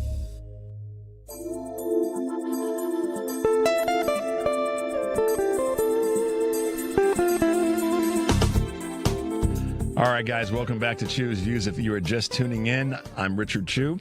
I've been hanging out with my good friend Karen Byrne from TruBlu Politics Podcast, and now I'm adding to the conversation some other fun from another brilliant person who's done so much great work with her podcast, with the articles that she's written, and all the rest. She's the host of The Foolish Optimist with Amy McDonald, and welcome to the show, Amy. I'm so glad to have you back on the show.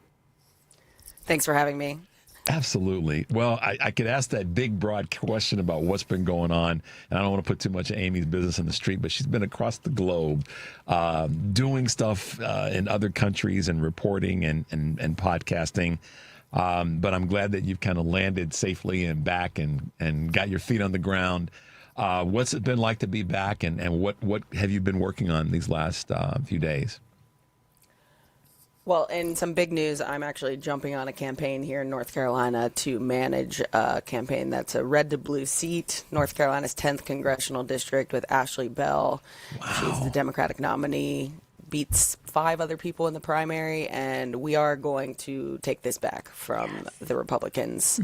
So we're really excited about that. Obviously just been chugging along with the Foolish Optimist. That's where we're interviewing candidates running for office. And then in the content creation space, we are still talking about the overarching themes of the United States and how we can make it better for our next generations. At the end of the day, that's, I think, why we're all here, is to just make life a little bit better for the people who come behind us. And yeah, that's me. That's what we're doing.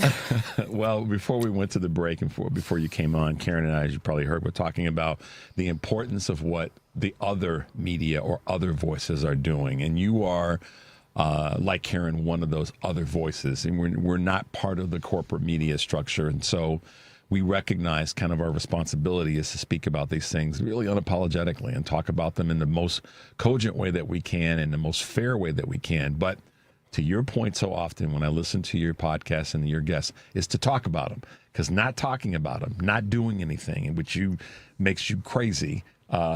Which one of your recent posts, recent articles on Substack. Change is scary, but what else are we going to do, right? So this is a great title. Talk a little bit about that in the context of we can't just sit on our hands. I think we're seeing this massive societal issue where people think that change is always negative, and people have a hard time because we haven't had a lot of creative leadership lately.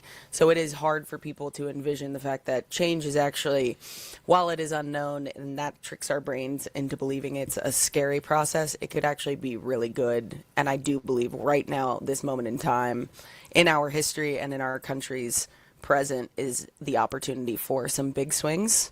You know, it is scaring the Democratic establishment a lot. These institutional Democrats have come out and said, specifically Tom Suzy? Swazi. He's Swazi. Swazi. Yeah. Yeah. I honestly, I don't care. He's said, I thought, you know, he said Amy, that. I know how you roll. I thought you were about to drop a bomb on us, but. No, I didn't. No, I've remembered. I'm not allowed to curse on this program. I don't care how his name is pronounced, because, you know, he's saying that the Democratic Socialists of America are too far and they're too radical. And then MAGA, he also hates, so he's going to take his half out of the middle. And I don't think that the Democratic Party itself recognizes that a lot of people have become unaffiliated or, quote, registered independents because they don't feel at home in the Democratic Party. It's not because they're in the middle. It's because they're the Democratic Party of the 60s, 70s, 80s, pre-Bill Clinton.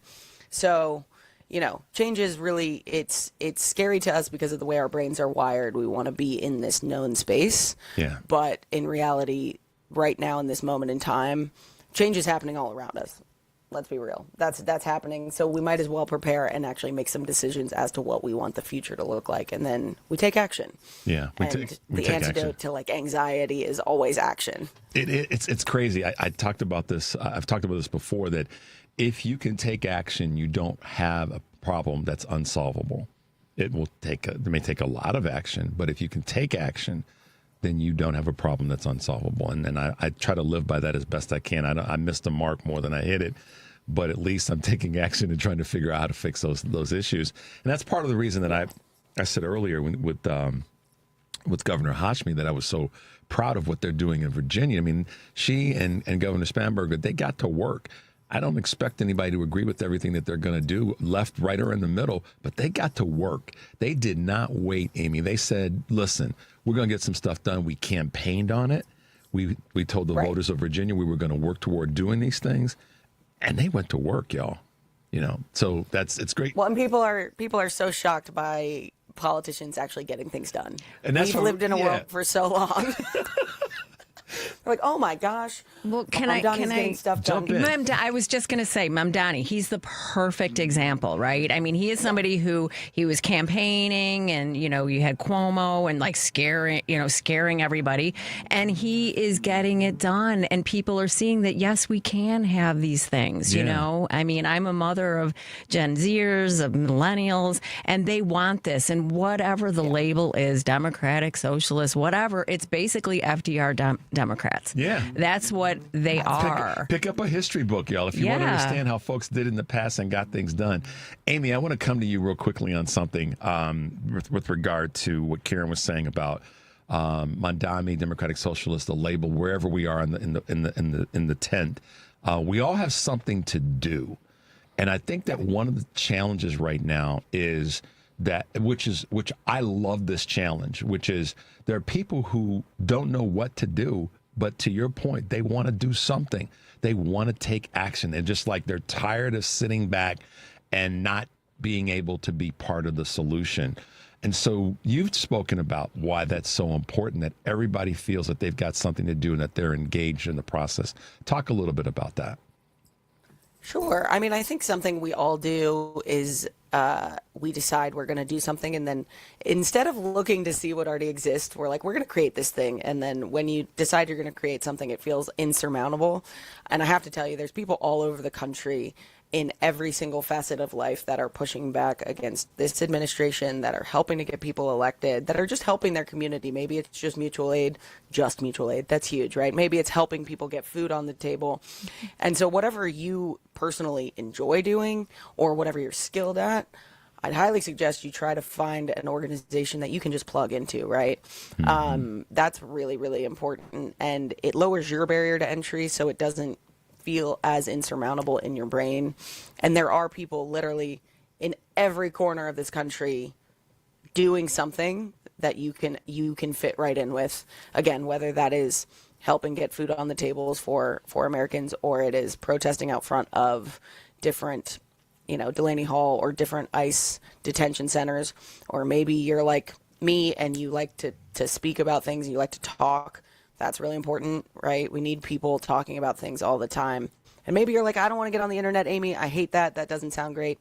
You just need to talk about it at home. You need to be talking about what's happening at home, in your house, in your communities, at church, wherever you go. If you're talking about it, yes, people might get annoyed. That's okay. It's okay. People don't want to talk about hard topics, and that's why we're where we are, right? Because we didn't talk about it, because we swept things under the rug, and now these molehills have become mountains, and they're like fracturing our country into pieces. I'm sitting here just smiling. Oh my God, my girl! You and I, we could hang out. And so like, I was. Should we connect offline? Yeah, Definitely. well, there we go. Because I did what my mother would be like. Boy, what did you didn't introduce them? So, Amy meet Karen, Karen meet Amy. Yeah, there we go. And so. Hi, Karen. Hello, Amy. Nice to meet you. We have to talk, girl. So to that point, though, this is the thing that. If there's anything that I've wanted to accomplish with this show, it's to connect people who I feel in my heart need to be or will be better by being connected. Because I know that those dotted lines turn into solid lines and then we get stuff done. And so I'm glad that you guys are able to be on. We are able to have you on together on the same broadcast. Because now you guys will get to go and do something that's going to be extraordinary. And other people that know and follow you will go, well, damn. This lady in Chicago, and this lady down in North Carolina, they hooked up and now they're building. So we as a collective group get to do that. And guess what, y'all? Nobody can tell us that we can't do it. Because guess what? It's too late. The train has left the station, and we're stopping along the way. We're picking up people. Every time we stop, we're throwing more folks into the train, and we're going to keep moving the thing forward. I believe that in all my heart. So I'm glad that this worked out to have you guys be connected. So there, Karen meet Amy, Amy meet Karen. Let's take a quick break, guys. The number is 773-763-9278. You're listening to Choose Views on WCPT AM 820 in Chicago and WARR 1520 AM and 103.5 FM. From Warren County, North Carolina, and our good folks at AM 950, the progressive voice of Minnesota. I'm Richard Chu. I'm hanging out with Karen Byrne from TruBlu Politics Podcast and Amy McDonald, the Foolish Optimist Podcast. How about that? I'm Richard Chu. We'll be right back.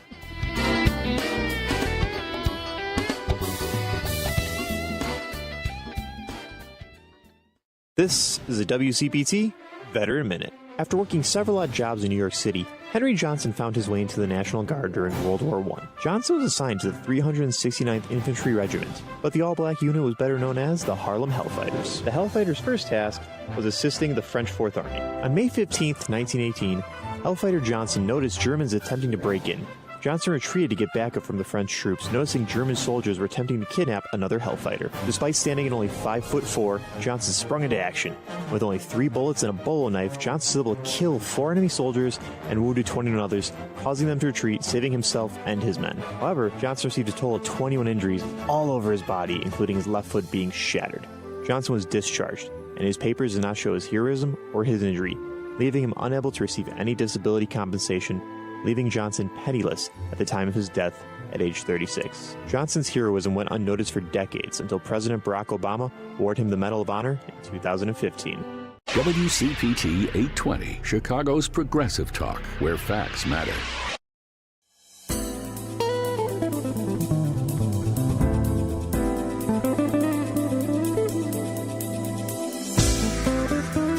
All right, guys, welcome back to Choose Views. If you're just tuning in, I'm Richard Chu, and in studio with us is Karen Byrne from TruBlu Politics Podcast, and also joining us is our good friend Amy McDonald, who is the host of the Foolish Optimist with Amy McDonald's podcast.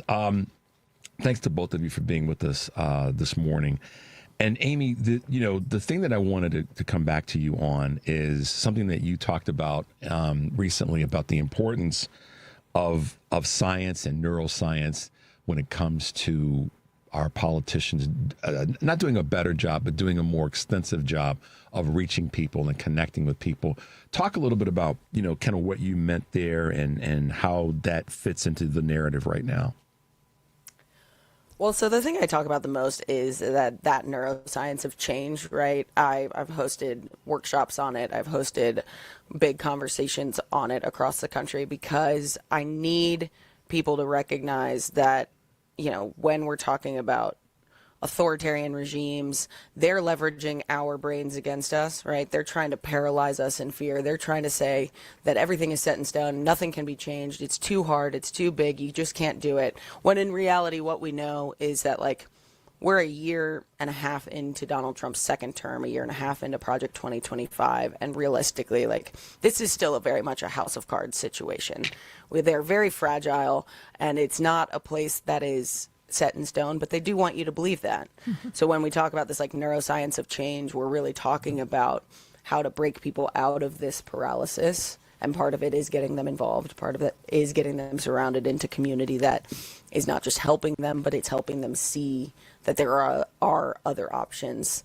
And we have big wins every week, but people aren't hearing about them, right? Because if you're going against the administration, you talked about this earlier with, mainstream media, they're having a hard time reporting anything that is a win not in Trump's pile, because Trump is on a retribution tour and he is just burning things down as he goes. So we have to make sure that people understand that, like, things are happening and things are moving, and the courts are pushing back, individual groups are pushing back, families are being reunited out of these detention centers. We are winning, even though we're still getting slammed every single day. I mean, it does. It feels like the hits just keep coming, but it's also because that's what we see, and that's what the algorithms are pushing, because they want to be friends with this administration. Whereas, like, we have to be very vocal about the wins every day so that people's brains are registering, oh, wait, we are making headway. Because we are, truly. I mean, I think the Trump administration is terrified. Yeah, Karen, what are your thoughts there? Well, I'm thinking, right away, to the dopamine hits that he's giving, the remaining group of MAGA every time he talks about the retribution, and he says, I'm going to get retribution for you. That's how he gets them, right? He enlists them in. So now we're a team. We're in this together, right? In reality, these people need to understand it's not retribution for you. He's not doing anything for you. He's doing it for himself. This is his retribution. Yeah, right. because he didn't he didn't get fed with the right spoon. I had to keep it clean because I was about to say something completely. His mommy didn't hold him enough. Stop it. He didn't get loved on enough as a child. We know that's part of the problem. For sure. Oh my gosh, that was so close to going down a crazy. Because, see, this is the thing. This is one of the things that I love about both of you and respect about both of you. And I should put that in the other order: respect and love about you guys. You guys, you do have some restraint, because I know what Karen's like off camera, and I know what Amy's like off camera, and sometimes on camera when it comes to making the point. About that. No, don't apologize, because Karen's got a sledgehammer in her pocketbook just like you do too. So, and that leads me to something that I want to touch on, and it might be, well, here it is. I said earlier in the show that the Republicans are the ones that are at fault right now. Democrats we know we got the work we got to do. We're doing it. And to your point, Amy, we're having these successes. I think part of the ongoing strategy, right now and ongoing strategy for Democrats to win and continue to win, is that we cannot spend too much time in the blame lane. We've got to spend more time in tagging Republicans about how awful they have been and how they are either voting for or standing by the sidelines and watching things happen. And case in point, Susan Collins is the worst politician in Maine, not the other folks. It's her record that should be the tag and should be the label and the anchor that gets tied to her feet. We have to do that as part of our messaging right now, is keep tagging Republicans. We've got to make sure that it's known that they are the ones. Thoughts there? Look, I am not jealous of the Maine electorate right now. I don't wish to be in that situation. Honestly, I think I think my big issue right now with the Democrats and the Republicans on both sides, and you know this, is like, especially Democrats, for some reason, we have a comfortable time excusing racism. If we had read those Reddit threads, and if the majority of Maine people had read the Reddit threads that Graham Plattner had put out, even 10 years ago, right? It's not that long ago. Sorry. It's just not. If they had said, hey, that's enough for me, a Nazi tattoo is enough for me, we wouldn't be in the position we're in right now. But you're right. The Republicans have, they've put the horse in the hospital, and they've let the horse run around the hospital numerous times. And we, as Democrats, struggle, I think, because sometimes we get in our own way. We get in our own way a lot. And we have this conversation about this really big tent, and then we criticize everyone under the tent. And it's like, well, we're very quick and easy and comfortable to listen to people who were Republicans about 5 minutes ago. But the people on the further left, and I say this as someone on the further left, Karen, you mentioned FDR Democrats. My podcast is named after an FDR quote. I have an FDR quote tattooed down the side of my body. Mm-hmm. FDR is my guy, and I've been further left than the current Democratic Party my entire life. I think a lot of us have. Born in 1990. I literally stepped out of the womb and was like, workers' rights. Take me to the bar and let's talk about workers' rights. So it's interesting to watch this happen, but I do think the one thing we can give Republicans is that they're good at messaging, and we can learn from them, right? And I think that's a really big issue with me is that we're watching people do this really well, and sure, it's rooted in hatred, but we can flip it and root it in inclusion, and we can root it in what we're doing well, and actually bring more people into the tent and mobilize more people. But we need to be leading with hope, and we need to be leading with action, and I don't think we're getting any of that out of the big Democratic Party right now. One of the things that was a comment that I made, and as part of a conversation I had about who the establishment is versus who the old guard is. There's a big part of the establishment that looks like me and is female. Black women have been those are the successful parts of the establishment. They've been the backbone, and I think we probably need to redefine the criticism. And you guys take this as you can. Maybe we look at the old guard that's creating the block versus who are the actual on the ground people in the Democratic Party that are making it work. Mm-hmm. Because it's the Amys of the world, it's the Karens of the world, and it's the Richards of the world we are part of the establishment in terms of what we've helped to build, but we're not part of the old guard that's blocking the progress that the party needs. We are, it's a subtle thing, and it might be maybe a little bit too much in the weeds or too nuanced. But we are part of the thing that we built. But we're also willing to say there's things that we need to fix. It's like tuning up your car. You keep driving it down the street. If it's raggedy, it's going to stop running on you. You got to take it in the shop and get it tuned up and fixed and all that. It doesn't mean you get rid of the car. You just get some things tuned up so that it performs the way that you'd like it to be and, do the things you want it to do. So that's kind of how I see where we are, is that being willing to accept that there's some repairs that need to be made. Doesn't mean you get rid of the car, but you make those repairs and then you keep going down the road and you add some people to the train along the way. I think we have to come together with what are the things that we all agree upon in the party. And I think that the differences are being amplified and pushed out on social media. And I think there's a lot of money out there to try and, pit us against one another. Yeah. When really the core principles, we share all of those, those ideals and ideas. And, I look at it as the establishment, like you said, Richard, is, black women are the backbone and the heart of this party. People like Chuck Schumer, I think he needs to get out of our way. He's part of the old guard. He's the old guard. Yeah. Yeah. Does that make sense, Amy? The old guard is really where we have the challenge. No, I'm with you on that. Yeah. You're part of a younger chronological generation. Go ahead. I'm sorry. I didn't mean to cut you off. I was about to say, I think I'm lagging a tiny bit, but I'm with you on that in terms of old guard versus establishment. And I do think that this is one of these things that has tripped us up a lot, as do labels in general on the left. And I think that's people argue with me all the time about labels. And I'm like, I don't really care about the label. I think, again, we talk about this big tent and we need people in the big tent.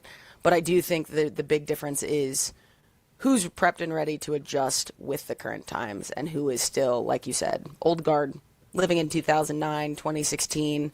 There is a chunk of Democrats who are acting like it's 10 years ago. And then there's the new generation. And it is, you're right, it is establishment Dems still who are adjusting on the fly. They're changing how they're talking to people. They're changing how they're getting people to take action. And I do applaud them, and I think it is really important to make that distinction. I think yeah, you're right. and I think the big tent too for me is a longtime Democrat and somebody who has paid attention to politics, making the tent larger, bringing people like Joe Walsh, and I'm just going to say it, that's not my idea of moving ahead with our party, okay? Yeah. Because sorry, Joe, No, but you need to go and sit down and do your thing and Joe talk to your Walsh people and clean it up. He's a good dude, but his voice should not be bigger than a younger, progressive, energized, democratic woman who's like, hey, wait a minute, you created a thing that caused me to ultimately get to a point where I lost some of my, You brought us to this my point. human rights. We've been on the right side of everything for how long? And then these guys want to come in and try and tell us, like, let me in. Hold on a second. It's like, no. Amy, you're going to love this one. You know what that's a real sign of? It's white male privilege in America. Dude, it's Joe Walsh. The amount of times in just the last 7 days, I've been like, if Joe Walsh would just shut up, thank you, things would be better. Because who else needs to shut up that's doing kind of the same thing that's quote unquote on our side, if you will, by the letter, is Rahm Emanuel. Oh, come on, Rahm, dude. Just go sit down. He can't. Here's the thing, and I've heard that he's going to try and run in 2028. He's definitely running. But he's never going to win the primary here in Chicago. Are you kidding me? I'm tagging him with McDonald every single day. If he puts his hat in the ring, I'm tagging him with absolutely with Laquan McDonald. He will never win in Illinois. He won't. So as we wrap up, guys, and this is obviously something we're going to do again. Sooner than later, right, Amy? And right, Karen? But listen, y'all, that's the thing. Circling back to where we started as we wrap up, get active. Take Amy's advice. Change is, it's scary, maybe, but put yourself in a position where, something new can happen and you can impact some people in a different way in the space that we're in right now. Amy McDonald is the host of The Foolish Optimist, and it's a joy to have you back on. I'm looking forward to our next conversation. Karen Byrne is one of the hosts of TruBlu Politics podcast, and it's always great to have Karen in. And you know who I am. But thanks to everybody this week. We've had some wonderful guests, and I really appreciate and humbled by the folks that carve out a little bit of time of their day so we can talk. And hopefully you guys as listeners have been able to take some good stuff away from all the guests that we've had with us today. Stay tuned for the Stephanie Miller Show. And as I always say, take a deep breath and make your life count. We'll see you next week.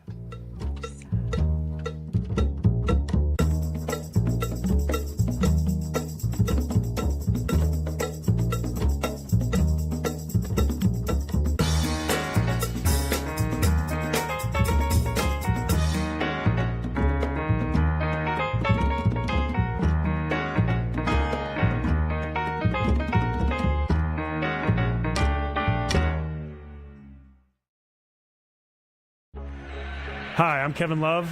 People see the NBA career, the championship ring, but what they don't always see is the anxiety or the moments I felt completely lost. That's why Sony Pictures Animation's film GOAT means so much to me. It's about Will Harris, a small goat who believes in himself and proves you don't have to be the biggest to be a champion. Everyone's always told me smalls can't ball. I'm too blessed to be stressed. Everything I need to succeed is right here. Through the Kevin Love Fund, we've created GOAT Beyond the Game, a completely free curriculum for teachers, coaches, parents, and youth programs. 4 lessons designed for kids K through 8 that cover everything from managing anger to building resilience to believing in yourself when the world doubts you. These are evidence-based tools that actually work and will help kids discover that they have the power to change the game. Go to kevinlovefund.org right now and download GOAT Beyond the Game for free.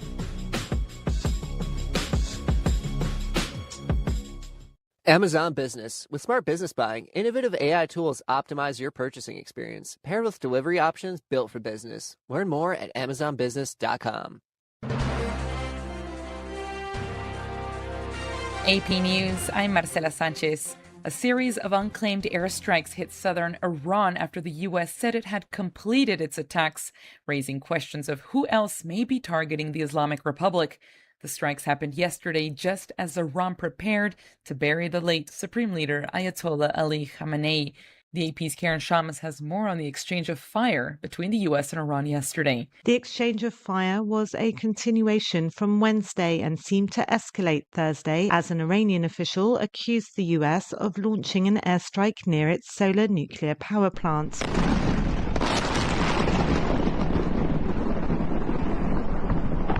Videos posted on social media showed explosions, smoke and damage in several areas around Iran. The 2 days of American airstrikes have killed at least 14 people and wounded scores more, according to Iranian health officials. Iranian state TV said the country's paramilitary Revolutionary Guard fired missiles at a U.S. base in Jordan. I'm Karen Shamas. In Utah, lawyers for the man accused of killing Charlie Kirk are expected to call a final witness today. Tyler Robinson's defense is trying to raise questions about the reliability of the evidence.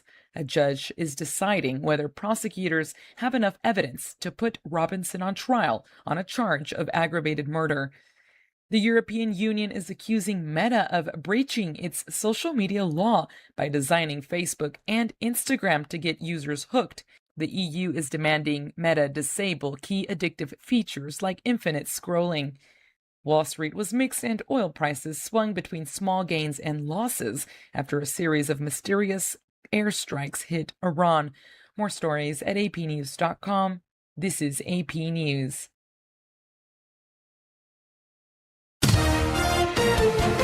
AP Sports, I'm Donna Warder. In Major League Baseball, Texas beat Los Angeles 7-6 after the Rangers blew a 5-run lead. The Boston Red Sox beat the Chicago White Sox 2-1. Caleb Durbin hit a 2-run homer to help the Red Sox achieve their 6th consecutive victory. The Mets beat the Royals 7-3. The Orioles beat the Cubs 3-2. Jeremiah Jackson hit a 2-run double in the bottom of the 8th inning. Munetaki Murakami is expected to return to the slumping Chicago White Sox tonight after being sidelined by a strained right hamstring. The World Cup quarterfinals began with France beating Morocco 2-0. France will play either Spain or Belgium in the semifinals. And at Wimbledon, top-ranked and defending champion Jannik Sinner plays 7-time Wimbledon winner Novak Djokovic, and French Open champion Alexander Zverev meets British wildcard Arthur Ferry in the semifinals. I'm Donna Warder. Amazon Business. With smart business buying, innovative AI tools optimize your purchasing experience, paired with delivery options built for business. Learn more at amazonbusiness.com. This is 820 AM, WCPT Willow Springs, and streaming worldwide at WCPT820.com. We are Chicago's progressive talk, where facts matter. Now, your WCPT 820 weather update. From the Weatherology Weather Center, I'm meteorologist Michael Caro. For today, some patchy fog to start, otherwise partly sunny skies, a slight chance for an isolated shower or storm into the afternoon with highs in the low 80s. Then for tonight, mostly cloudy, dropping back to a low of 66. Saturday, sunny to partly cloudy with highs approaching the mid-80s. And for Sunday, lots of sunshine working up to 87. And that's your latest Chicago weather update. Right now, it's 73. This is Chicago's Progressive Talk, 820 AM, WCPT Willow Springs, and online at WCPT820.com, where facts matter. This is WCPT telling you how you can shop blue. As the Donald Trump administration forces ICE to go out grabbing innocent civilians off the streets, it's just kind of ironic how MAGA and even ICE themselves enjoy eating in Mexican restaurants. So let's look at some of the biggest Mexican restaurant chains that support the Democratic Party. Del Taco and Taco Cabana. Now, Del Taco and Taco Cabana are both owned by Yadav Enterprises. The company itself does not donate to politics. However, their founder and CEO, Anil Yadav, only donates to Democrats. Taco Bueno. Taco Bueno is owned by Sun Holdings. Sun Holdings as a company does not give to politics, but their CEO does, and he's kind of varies. He's donated to Hillary Clinton, and he's also donated to Marco Rubio. However, he has never donated a single cent to Donald Trump. So MAGA, since you have a problem with undocumented immigrants but love eating their food, I have a solution. How about you go order a taco salad from Trump Tower? Don't worry, it's as authentic as your president's tan. This has been WCPT telling you how you can shop blue. A loved one owns a gun, and for a while now, you've been concerned about their behavior. They're just not acting like themselves. They've been distant. They've been unpredictable. They've been lashing out. They've been saying things that make you worried they might harm themselves or friends or family. Or you're worried this loved one might hurt you. Maybe they recently threatened someone with their gun. You know something needs to be done, and you wish more than anything you could hit pause on this situation. Well, here in Illinois, you can, with a firearm restraining order. In extreme cases, this order temporarily prevents a person in crisis from having a firearm, giving them time to heal before they do something dangerous or even deadly. If you are worried about a loved one in crisis who has access to a firearm, learn more about firearm restraining orders at illinois.gov/pause to heal. A public service announcement brought to you by the Illinois Department of Public Health, Brady, and the Ad Council. This is WCPT 820, where facts matter.